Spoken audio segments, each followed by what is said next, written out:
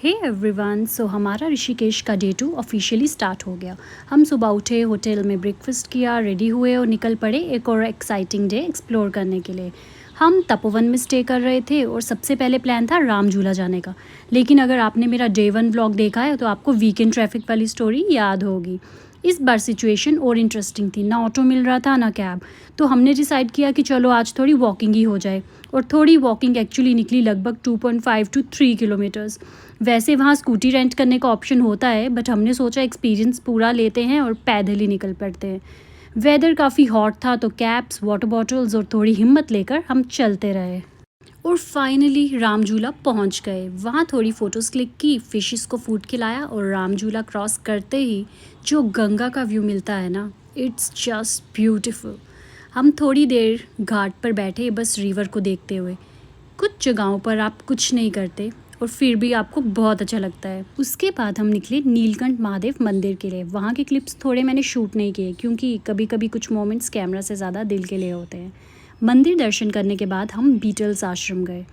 अगर आप नहीं जानते तो ये वही जगह है जहाँ 1968 में बीटल्स ने मेडिटेशन और स्पिरिचुअलिटी को एक्सप्लोर करने के लिए कुछ वक्त बिताया था।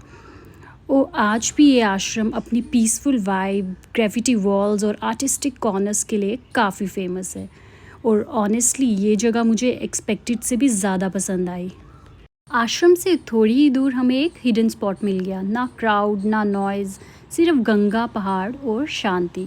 हम वहाँ काफ़ी देर बैठे रहे, कुछ खास नहीं कर रहे थे, बस उस मोमेंट को एंजॉय कर रहे थे। और कभी कभी वही सबसे खास होता है। और बस फिर हम निकल पड़े लक्ष्मण झूला की तरफ। लेकिन सच बताऊं, सुबह से इतना चल चुके थे कि अब चलने की एनर्जी बिल्कुल नहीं बची थी। थैंकफुली हमें एक कैब मिल गई और उसने हमें सीधा लक्ष्मण झूला ड्रॉप कर दिया। तब तक लंच का टाइम भी हो गया था तो हम एक कैफ़े में रुक गए।